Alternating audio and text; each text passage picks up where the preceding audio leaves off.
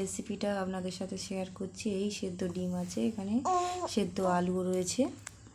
তো বন্ধুরা এই দেখুন ডিমগুলো আমি ছাড়িয়ে প্লেটে নিয়েছি, এখানে আলু সেদ্ধ রয়েছে।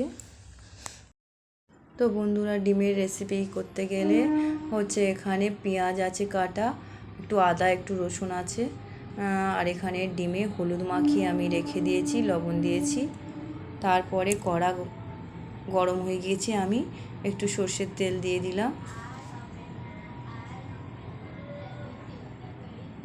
এবার ডিমগুলো ভেজে নেওয়া হবে কড়াইয়ে। আস্তে আস্তে কড়াইয়ের ডিমগুলো আমি ছেড়ে দিচ্ছি। ডিমগুলো ভালো করে লাল লাল করে ভেজে নেওয়া হবে। আমি এখানে বেশি তেল ব্যবহার করছি না, কারণ আমাদের বাড়িতে একটু তেল খাওয়া বারণ আছে, আমার হাজব্যান্ডের কোলেস্ট্রল আছে, ওই জন্য আমি তেলটা কম ব্যবহার করছি। আপনারা চাইলে আর একটু বেশি তেল দেবেন, তাহলে ডিমটা ভাজতে সুবিধা হবে। আমি একটু কম কম তেল দিয়েই ভাজবো। আমার হাজব্যান্ডের তো তেল খাওয়া নিষেধ, তো কম কম দিয়েই আমি রান্নাটা করব। ভালো হবে খেতে, খুব সুন্দর হবে। আপনারা একবার ট্রাই করে দেখবেন।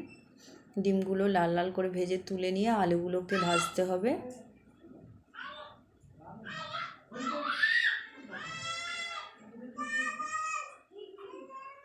তো বন্ধুরা এখানে ডিম হয়ে গিয়েছে, আলুগুলো ভাজছি এবারে। সেই অল্প তেলেই আমি ভাজবো আলুগুলো।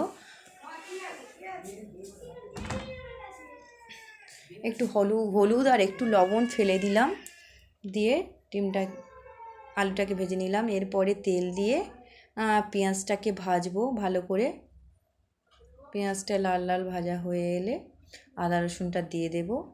এই আমি আদা রসুনটা দিয়ে দিয়েছি, ভালো করে এটা কষতে হবে। কষার পরে ডিম আলুটা আমি সেই মশলাতে ঢেলে দিয়ে দেব।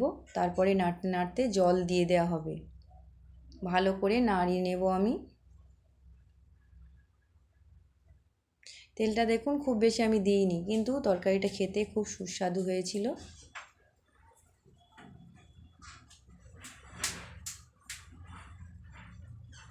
এবার একটু লবণ ফেলে দিলাম, আন্দাজ মতো লবণটা দিয়ে দেখবেন।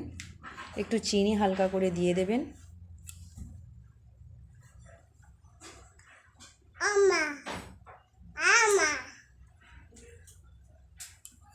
এই ডিম আলু ভালো করে একটু কষে নিয়ে এবার জলটা দিয়ে দিচ্ছি। একটু ভালো করে কষলে হতো, এখানে জলটাই আমি দিয়ে দিলাম। জল আর একটু বেশি দেবো, একটু ফুটবে, ফোটার পরে এটা কমপ্লিট হয়ে যাবে, আমি নামিয়ে নেব। তো বন্ধুরা এই দেখুন ডিমের রেসিপি, এই আমার ডিমটা কমপ্লিট হয়ে গেছে। বন্ধুরা আমার ডিমের রেসিপি যদি আপনাদের ভালো লেগে থাকে তো অবশ্যই লাইক কমেন্ট শেয়ার করবেন। তো আজকের মতো বাই বাই।